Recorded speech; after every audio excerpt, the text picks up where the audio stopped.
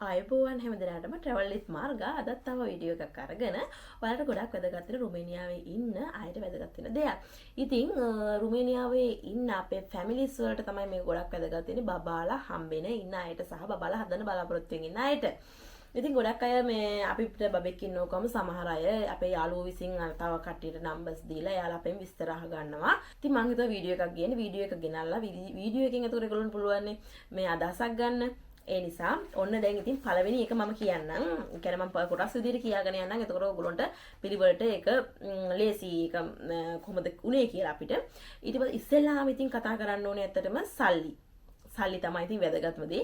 සල්ලි ඕනේ කියන්නේ සල්ලි ගොඩාක් ඒ කියන්නේ පරීක්ෂණ වලට අර එහෙම නම් ඉතින් ගොඩාක් අවුලක් නැහැ. ඔක්කොටම මුළු සේරම බැලුවොත් ලේ 2000ක් විතර අතේ තිබුණා නම් හොඳටම ඇති. ඒ පරීක්ෂණ නම් මනම් ඒ හැම දෙයකම කියන්නේ බබා හම්බෙන තැන ඉඳලා මේ බබා හම්බෙන්න ඉන්න තැන ඉඳලා හම්බෙන තැනක වෙනකම්ම ඒ ගාන තමයි යන්නේ. ඒ වගේ ගානක් මහා ගොඩක් ගානක් යන්නේ. ලේ 600ක් ලොකුවට ගියා මේ 2500ක් විතර තිබ්බනම් ඇති. ලේ 600ක් ගියා එක පරීක්ෂණයකට. ඉතින් මම ඒක කියාගෙන යන්නම් යනකොට ඊට පස්සේ ඉස්සෙල්ලාම සල්ලි ඕනේ ඒ ටිකට. ඊට පස්සේ සල්ලි ඕනේ ඉතින් බබාගේ වීසා කාඩ් එකට වීසා එක පෙන්නන්න මේ වීසා එකට සල්ලි පෙන්නන්න අපි බබා නඩත්තු කරන්න අපිට සල් මුදල් තියෙනවා කියන එක පෙන්නන්න තමයි ඒක ඒගොල්ලෝ හදලා ගාන ඕගොල්ලෝ ડોකියුමන්ට් ඉල්ලන්න යන දවසට වීසා එකේ ඕගොල්ලෝ කියන්නේ සල්ලි ගැන. මොකද සල්ලි ගැන මම මේ ඉස්සෙල්ලාම මතක් කරන්නේ මොකද අපි හිතනවා බබා අම්මා කෙනෙක් හිතනවා තව ටිකක් මම වැඩට ගිහිල්ලා බබෙක් හදාගත්තොත් හොඳයි. තව ටිකක් මම මේ ඉඳලා බබෙක් හදුවොත් හොඳයි කියලා හිතනවා. ඉතින් යන්නේ ඒකයි මම සල්ලි ගැන මුලින්ම මතක් කරන්නේ. මොකද මේක වීසා එකට ඕන දෙයක් නිසා තමයි මම මුලින් මතක් කරේ වීසා එකට ඕන දෙයක් වුණාට මම මුලින් මතක් කරේ මේක. මොකද සල්ලි අවශ්‍ය වෙන්නේ බබා අම්මා කෙනෙක් ඇත්තටම හිතනවනේ මේ වගේ දෙයක්. ඉතින් අන්න ඒකයි අපිත් එහෙම තමයි කරේ. ඒ නිසා තමයි අපි මෙන්න මේක කියන්න හේතුව. ඉතින් ඊළඟට ට්‍රාන්ස්ලේට් කරගන්න ඕනේ අපේ කසාස් සහතිකේ උපැන්න සහතික දෙක. අම්මා අපේ හස්බන්ඩ් ඇන්ඩ් වයිෆ් ගේ උපැන්න සහතික දෙක ට්‍රාන්ස්ලේට් කරගන්න. ඒක අනිවාර්යෙන් ඔයගොල්ලෝ ලංකාවෙන් ඉංග්‍රීසි වලට ට්‍රාන්ස්ලේට් කරගෙන එන්න. ලංකාවෙන් ඉංග්‍රීසි වලට ට්‍රාන්ස්ලේට් කරගෙන ඇවිල්ලා මෙහි සිංහල ඉංග්‍රීසි වලට කරන්න ටිකක් අමාරුයි. සිංහල ඉංග්‍රීසි වලට හරවන්න ටිකක් අමාරු නිසා ඒගොල්ලෝ ටිකක් බාර ගන්නවා අඩුයි. ඉතින් ඒ නිසා ඔයගොල්ලෝ ට්‍රාන්ස්ලේට් කරගෙන ඉන්න අනිවාර්යෙන් ඉංග්‍රීසි වලට විතරක්. මොකද රුමේනියන් ලැන්ග්වේජ් එකට ට්‍රාන්ස්ලේට් කරගෙන ආව අපි ඒක ටිකක් වැලිඩ් නෑ මෙහි ගණන් ගන්න නෑ. ඒගොල්ලෝ කියනවා මේක මම හරවලා ගන්න ඕනේ කියලා. ඒ කියන්නේ ඔක ඕන අවශ්‍ය වෙන්නේ ඔය ට්‍රාන්ස්ලේටර්. ඒ කියන්නේ අපේ ට්‍රාන්ස්ලේටර් කෙනෙක් අපිට අවශ්‍ය වෙනවා මේ වැඩ ටික කරගෙන යනකොට. ඉතින්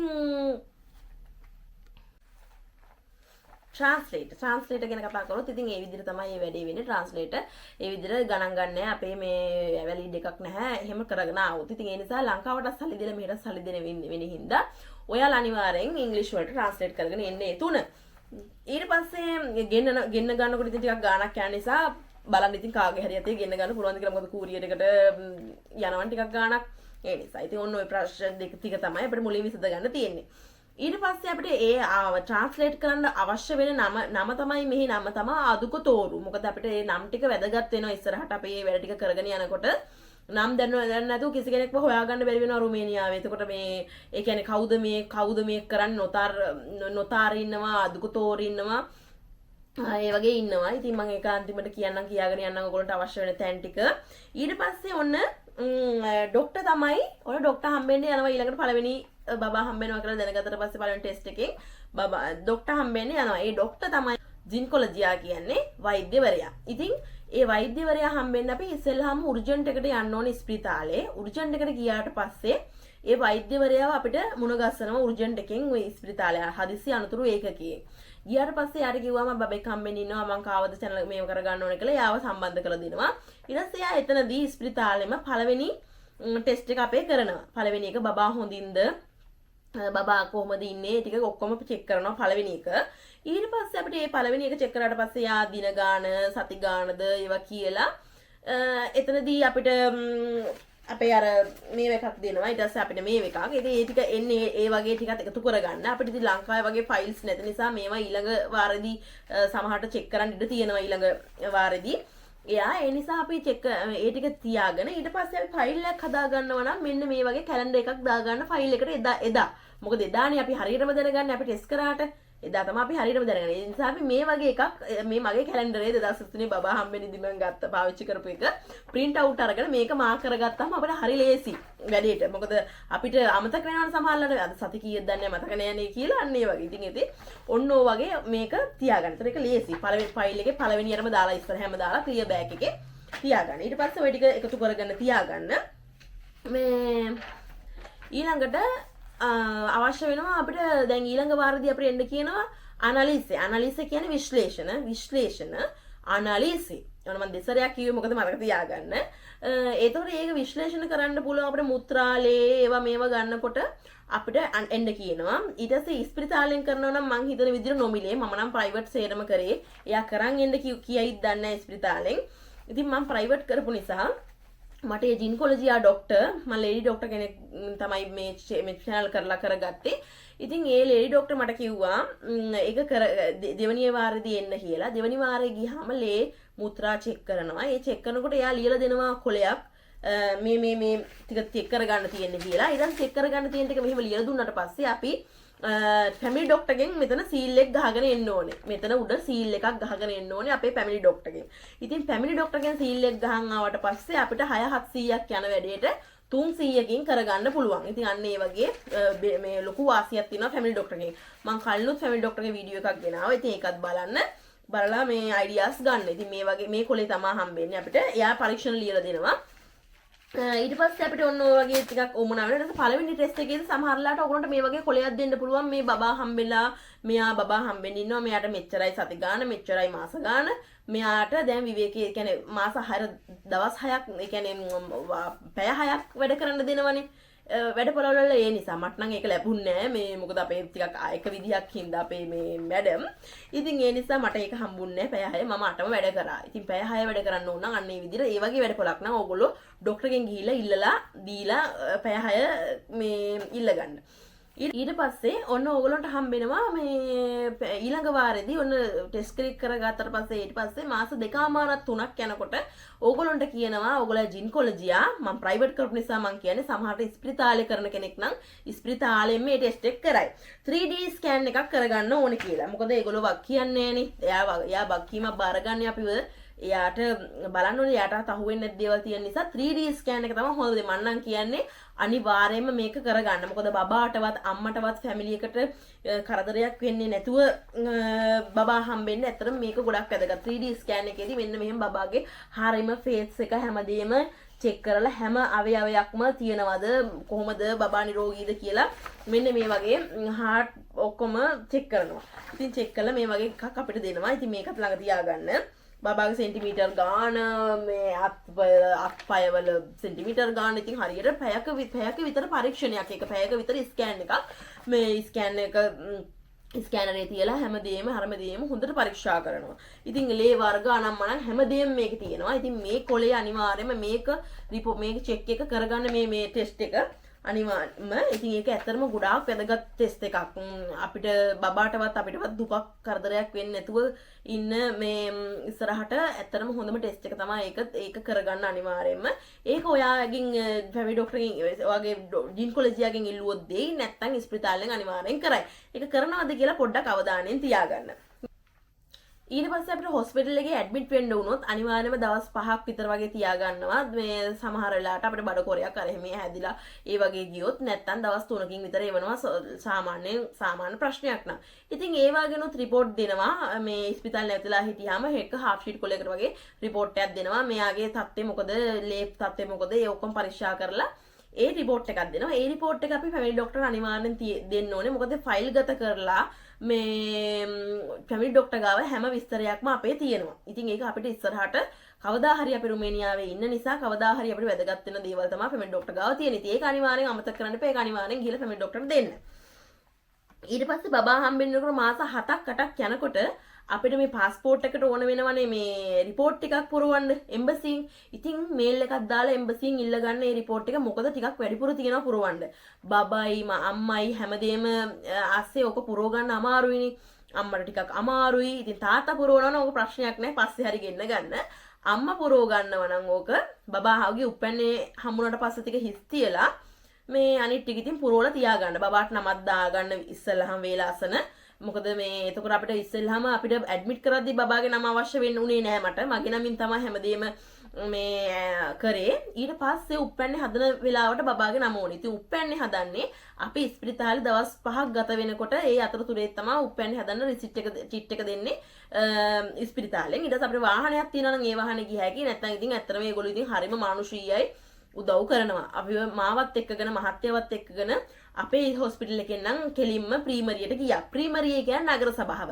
ඒ වචන ටික මතක තියාගන්න. ප්‍රීමරියේ. ඉතින් ප්‍රීමරියේ ඒ ප්‍රීමරිය තමයි නගර සභාව. ඒකෙන් තමයි අපි ඉතුරු වැඩ ටික ඔක්කොම කරගන්න තියෙන්නේ. හොඳට මතක තියාගන්න නම් ප්‍රීමරියේ. ඉතින් ඔන්න ඊට පස්සේ ඒ ටික උල්ලා හරියට පුරව ගන්න. ඊට පස්සේ ප්‍රීමරියට යනවා උප්පැන්නේ හදන්න. බබාට නමක් දාලා තියාගන්න. ඒ උප්පැන්නේ හදන වෙලාවට ඊට පස්සේ ඒගොල්ලෝ එක්කගෙන යනවා. එක්කලා ගියහම පස්සේ තමයි අපිට අවශ්‍ය වෙන්නේ අර අපි ට්‍රාන්ස්ලේට් කරපු ඩොකියුමන්ට් ටික. ඊට පස්සේ ට්‍රාන්ස්ලේට් කරපු ඩොකියුමන්ට් ටිකත් අරගෙන එයා ගාවට ගියාට පස්සේ එයා දෙනවා තව ටිකක් අපිට මෙන්න මේ ටික හදාගෙන එන්න මෙන්න මේ ටික අරගෙන එන්න කියලා. ඉතින් ඔන්න ඒ ටික තමයි අපි යන්න ඕන නොතාරිස් කෙනෙක් ගාවට.